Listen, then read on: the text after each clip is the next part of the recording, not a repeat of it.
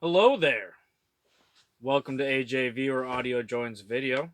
My name is Tony, My name is Mete. and today we're talking about the Denon AVR-4500. Yes, we are. What do you think about this guy? We've had a lot of time to listen to it over the past couple weeks.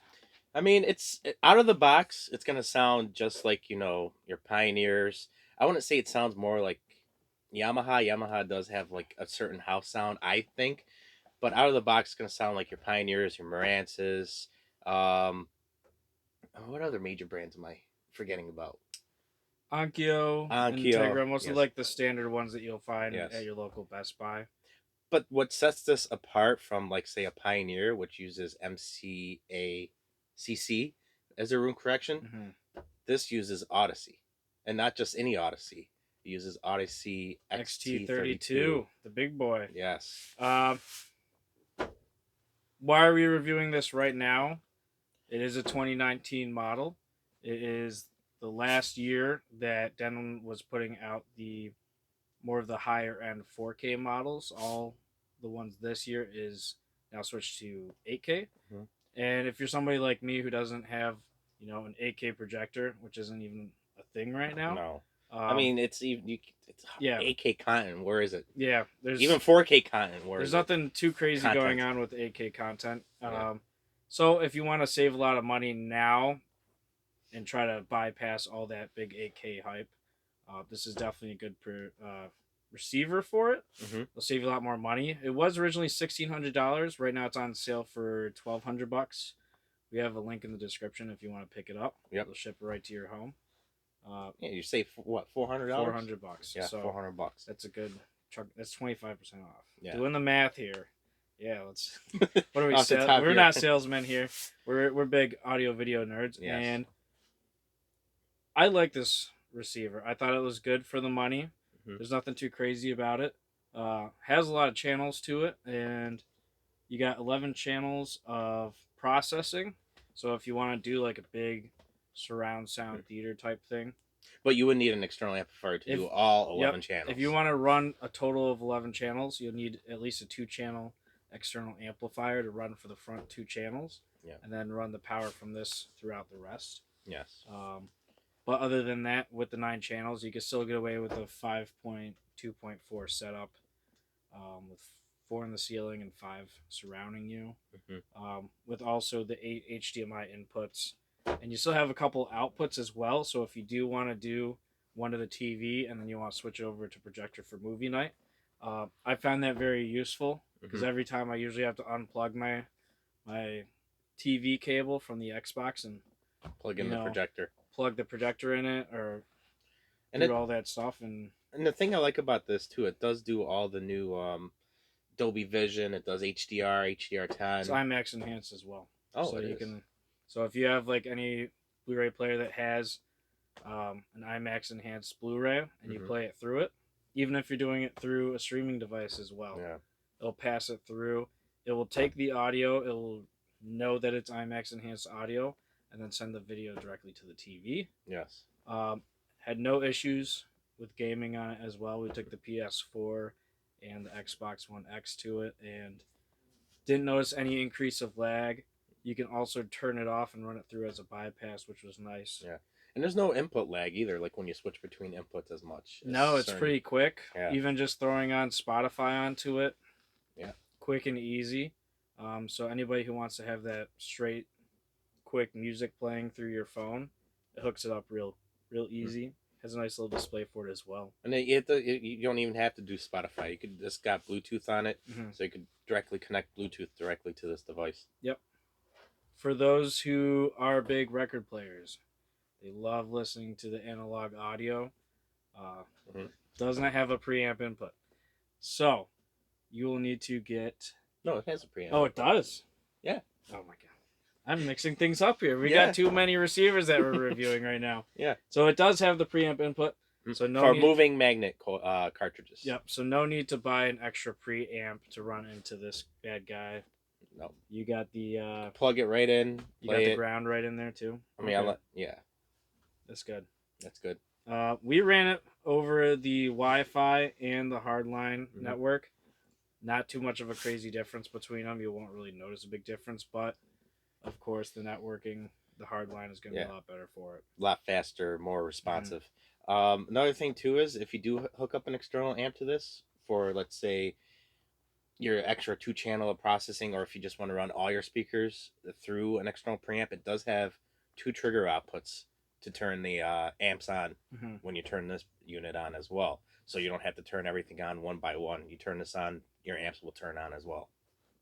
Exactly. So that won't be any issue with turning it on. I'm thinking about something else right now. I was saying that says the pre-outs are RCA. Yeah.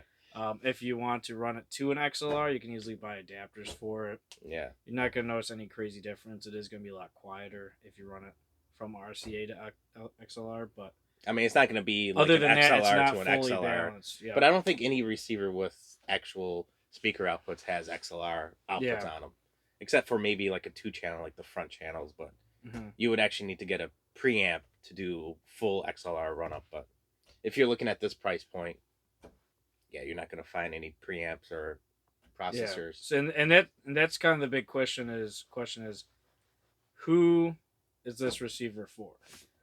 I've played with the smaller one, the lowest entries of Denon, which I think is like the 540, 550 SBT or something like that. That's the name of it. Yeah.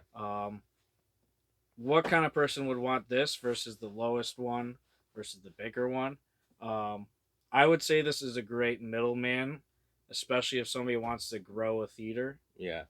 Because if you've already know your stuff, you've already dabbled in it, you already have speakers, already have a receiver you want to upgrade to, but you're not ready to make that full jump of buying a preamp, like running separates and having amplifiers on the side. Yeah. This is a good stepping stone because you can start off with adding a 2-channel amp. You can add another 5-channel amp.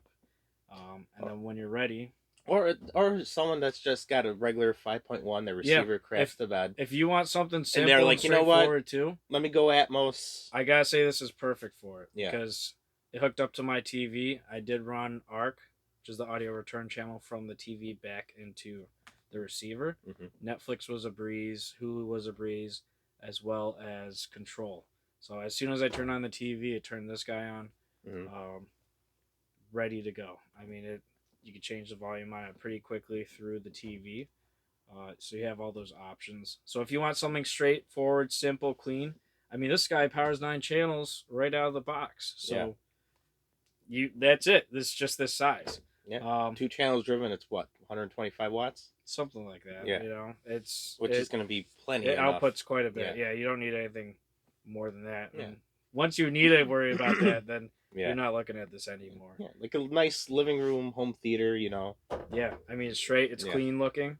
The good thing, too, is it also has that flap in the front. So if you want to plug an HDMI in, if you're gaming, you want to just plug something in real quick, a laptop. Laptop, like phone. Yep. If you lose the remote, you can also go on here or use the app on your phone. Which the app was actually pretty easy to use. It's pretty straightforward. Yeah. I mean, you're not going to have too many issues with it.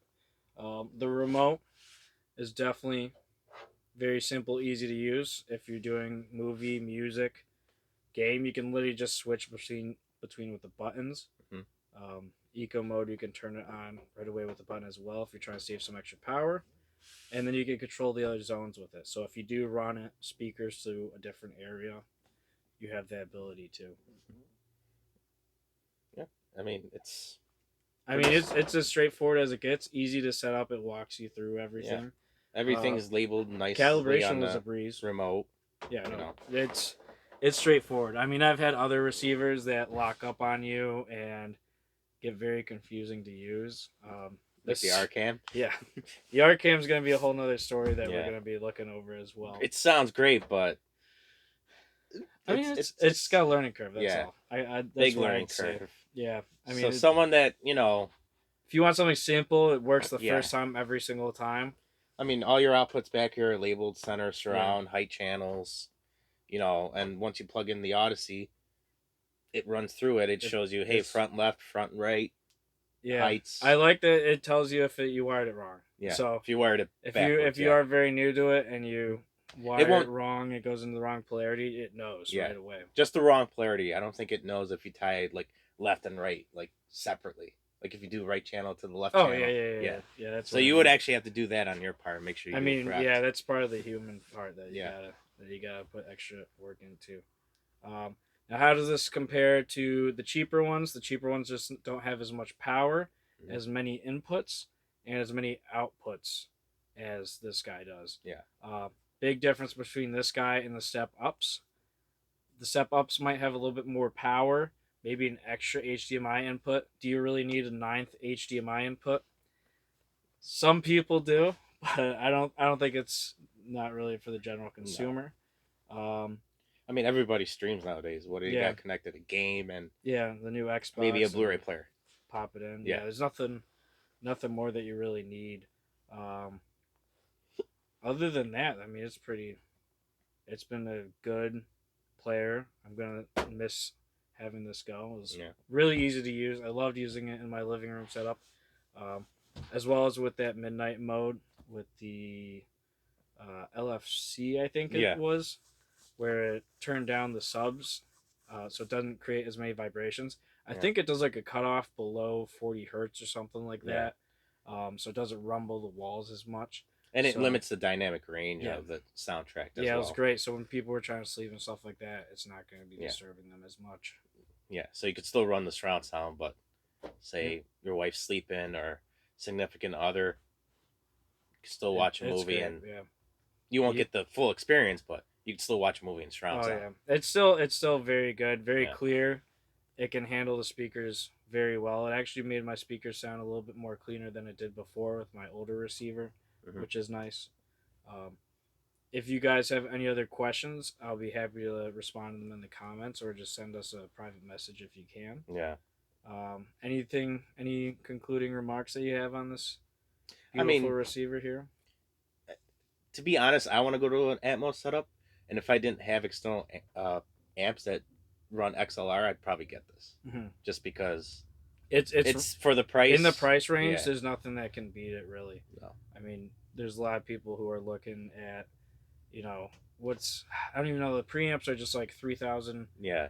Unfortunately, I already took that $5,000 just for a preamp. I already took that stepping stone, so I kind of can't go back. You can't go back to it, but it's definitely a solid stepping stone in between. I mean, even for like, if you are already an audiophile and you already have a home theater and you want something good for a second theater, something for the bedroom or something for the kids' room and stuff like that, you definitely won't be disappointed. You won't be disappointed. No. You won't be. You don't want to settle for less. You don't want to be like, oh well, just in case, I have that backup receiver. Not like the kids would notice, but you have all that opportunity to run through this, and you can maximize this as much as you want. Oh yeah. If you want to run the 2 additional HDMI outputs to other TVs or run different zones throughout the house, be my guest. You could do that very easily. You can do whole home audio with it. Have 3 rooms playing Spotify at once. For the price of what is it? A Sonos amp is like $400, $500 or something like that. Yeah. So for the price of 3 of those to run speakers in every single room, you have this bad boy, and you can do a lot more with it as well. Yeah. So you can also run more video inputs, record inputs, things like that, and more sub outputs, which is a bonus right there. Yep. But yeah, if you guys have any questions, hopefully we did a quick review on this. Definitely go out and buy this if you're still looking to upgrade before all the 8K receivers take over. Because then they'll just jump right back. You'll save a little bit more money going this route. I mean, I don't need 8K. Do you need 8K? No, not yet. At least I know.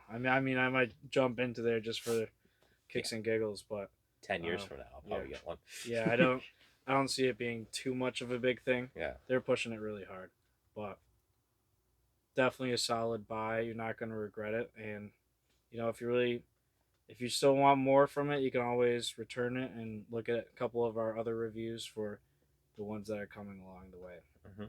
But thank you very much for watching our video at AJV, where audio joins video. Have a nice day. Have a nice day. Oh.